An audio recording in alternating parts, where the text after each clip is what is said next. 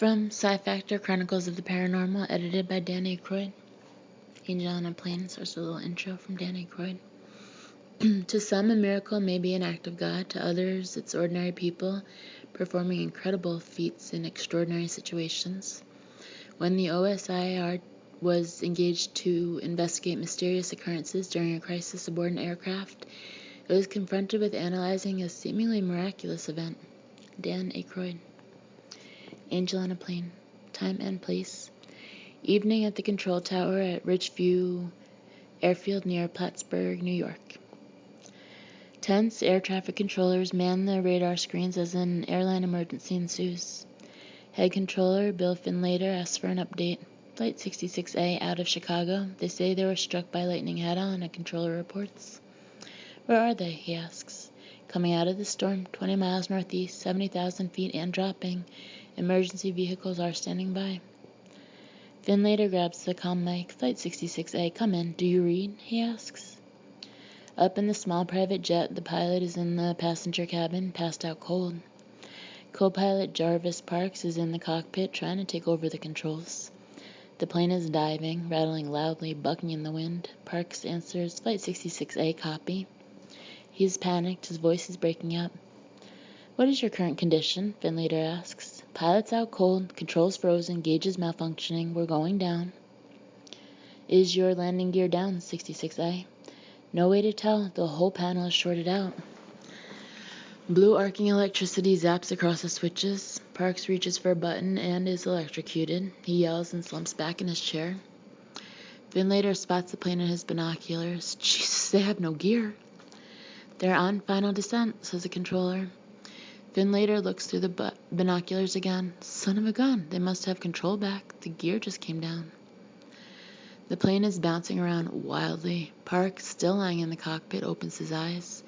He's weak and semi-conscious. A faint glowing yellow light illuminates from the empty pilot chair next to him. They're coming to pretty fast, one of the controllers says. Flight 66A, do you read? Flight 66A, copy. Finlater asks. Flight attendant Mary O'Brien rushes into the cockpit and sees Parks unconscious, the empty pilot's chair, and the runway approaching rapidly out the front windshield. Then, suddenly, the plane lands gently on the slick tarmac. The radio kicks back in. Flight 66A, air traffic asks, come in. Hello. Who's this? I'm Mary O'Brien, sir. I'm the flight attendant. Finlater is confused. Is everyone okay? He asks.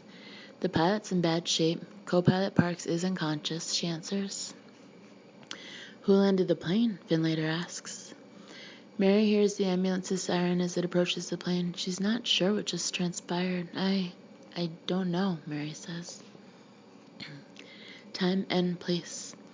That same night on the tarmac where the plane landed. 2 attendants are loading semi-conscious Parks into an ambulance. His hands are badly burned. Emergency crews are helping the passengers. Martin Cole, a computer chip magnate, and his assistant Diane Schaefer off the plane.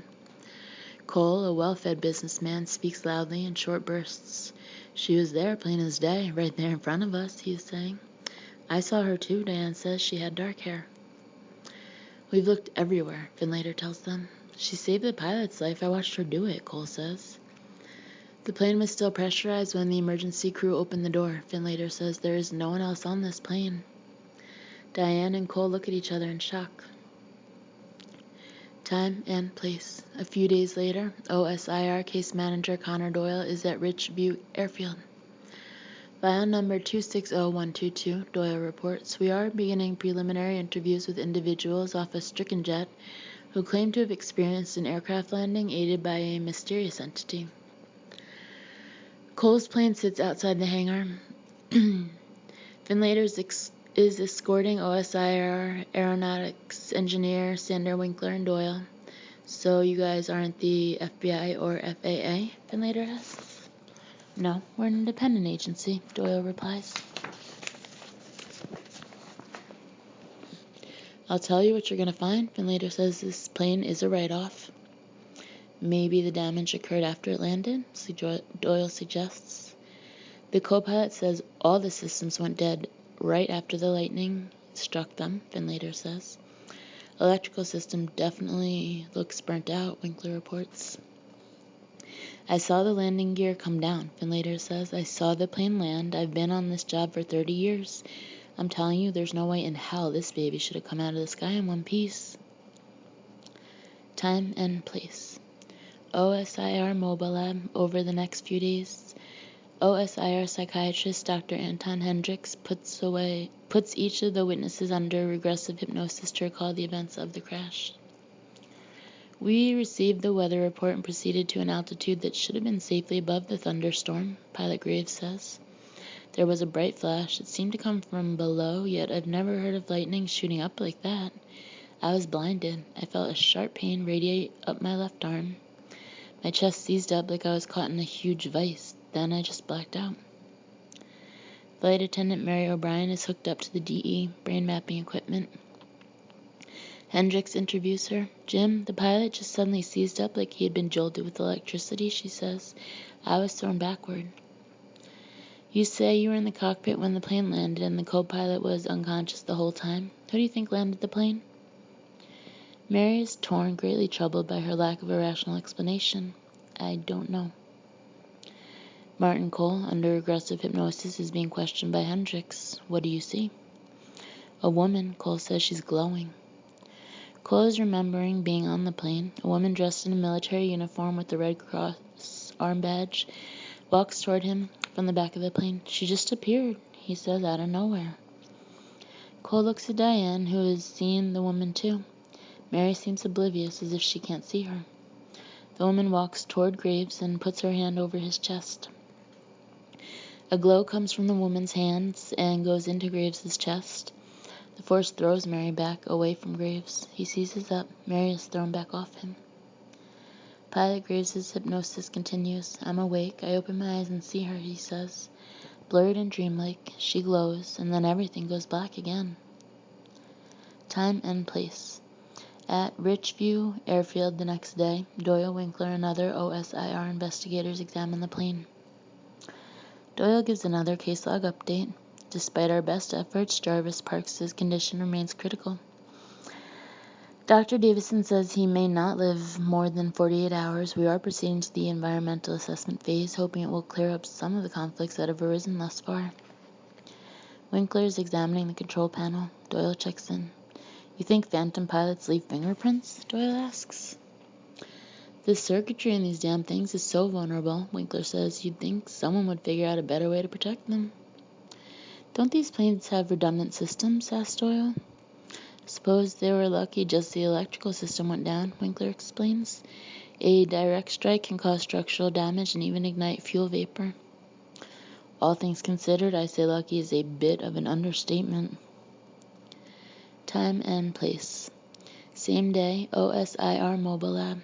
Doyle, Hendricks, and physicist/statistician Peter Axon are listening to the playback of the radio transmission and watching a replay of the radio screen from the night of the plane's emergency. What is it we're looking at up there? Doyle asks, pointing to something on the main screen. A new class of the lightning phenomenon has recently been documented, Axon says. Both types occur above cloud cover and are extremely rare. The first type is a red sprite, as seen on the left. The second is called a blue jet. It's possible that the co-pilot was describing the latter. It appears as a blue cone of light bursting upward at tremendous speeds. If the plane was hit by one of these types of lightning, could it land safely? Doyle asks. Not with all the electrical circuitry destroyed, Axon answers. Landing systems, everything, shouldn't have worked.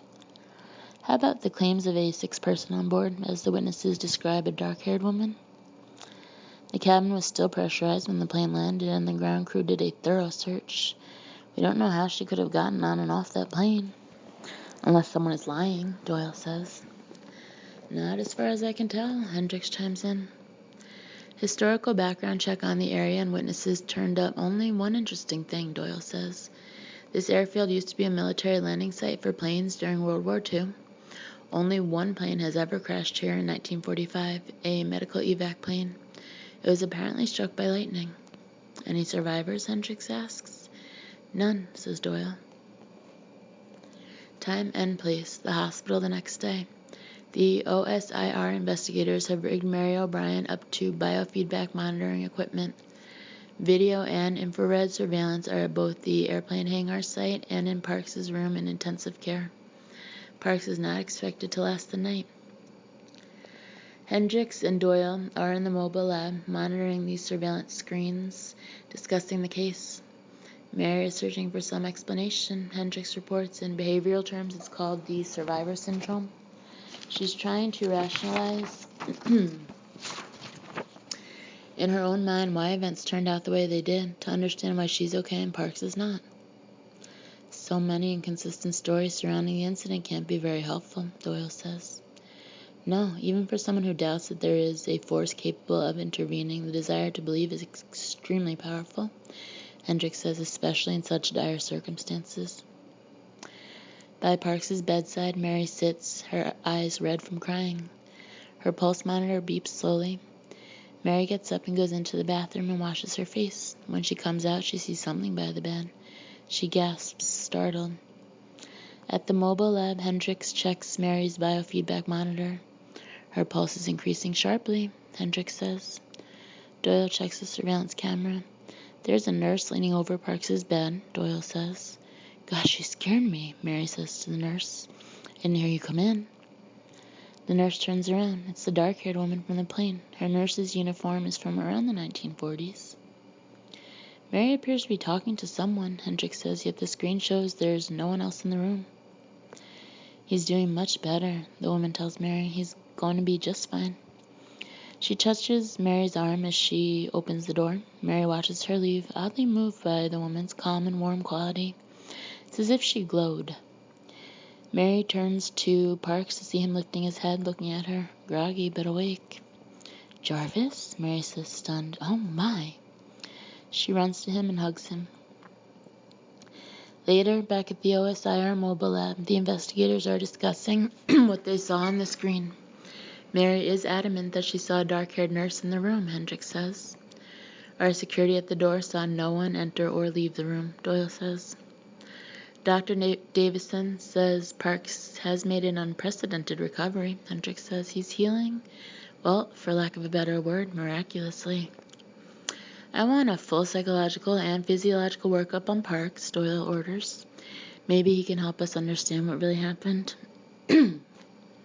Time and place. The next day, in Parks' recovery room, he's undergoing regressive hypnosis. I have to do something, Parks says, reliving the plane's crisis. We're going down. Parks is perspiring profusely. He's alone in the small jet's cockpit cabin. The control panel is dead. Blue arcing electricity zaps across the switches. Parks reaches for a button and is electrocuted. He screams and slumps back in his chair. Everything is black, Parks says. I'm on fire, burning so bad. Then it felt warm, good, like the sun. I'm dying. I open my eyes. In his recreation, Parks looks over at the pilot's seat. A dark-haired, golden-hued angel is at the controls. She's flying the plane. She smiles at me, he says. Time and place. Later that day at the OSIR lab, Hendricks, Axon, and Doyle are discussing the case. Except for Martin Cole, all the witnesses now believe they were touched by some sort of divine intervention, Hendricks says. A natural reaction when a lack of a plausible explanation exists. Why did certain people see the woman sometimes but not others? Axon asks. Hallucinations are not uncommon in such frightening circumstances, Hendricks says. The fact that they shared such a similar vision may be one person's power of suggestion. One witness hallucinates the angel and describes her, and for lack of a better explanation, the rest just believe they saw her as well, Doyle says. On a subconscious level, especially if the suggestion is coming from someone like Martin Cole, Hendricks says. Wait a minute, Martin Cole dreamed of the angel and now doesn't believe his own invention? Axon asks. No, he dreamed up the image of the angel, Hendricks says. He just doesn't believe that's what the image really represents. He's a very rational, practical person. He can't accept something he can't control. But how did the plane land and how did Parks recover? Axon asks. The fact is, we could actually be dealing with some sort of apparition or a collective PK energy, Doyle suggests. Diane offered another imaginative explanation. She wondered if maybe the lightning strike was some sort of cosmic mistake, and that because it was never meant to happen, it just fixed itself, Hendricks says. Doesn't sound like the sort of thing Mr. Cole would accept either, Doyle says. The OSIR team decides their work on the case is done and begins packing to leave. Doyle reports in the final case log, "We are wrapping up the investigation after 3 months of intensive monitoring. No evidence to explain the amazing events was collected. No further sightings of the mysterious woman were reported. The only knowledge we gained was that for the passengers on the apparently crippled jet, everything worked out for the best." Time and place. Months later, Martin Cole and Diane Schaefer are on another private jet en route to a business meeting. Cole is looking at the old black and white pictures of military servicemen on his laptop computer. "What are you working on?" Diane asks. "Who are those people?" "The OSIR emailed me a file of pictures of people who died in the medical evac plane that crashed at Richview," Cole says. "In 1945, she asks. Cole nods. He looks at Diane and calls up a picture. Diane looks at the screen, her eyes slowly widening. She catches her breath. It's a dark-haired angel wearing a military uniform with a red cross on it. The picture is dated 1945. Epilogue. Do angels really exist? Several national publications have run cover stories focused on man's belief in these celestial beings. Officially, this file remains unsolved, but the material contained therein certainly seems to indicate that divine forces occasionally direct messengers to positively assist us in a beautiful and comforting way. Dan Aykroyd.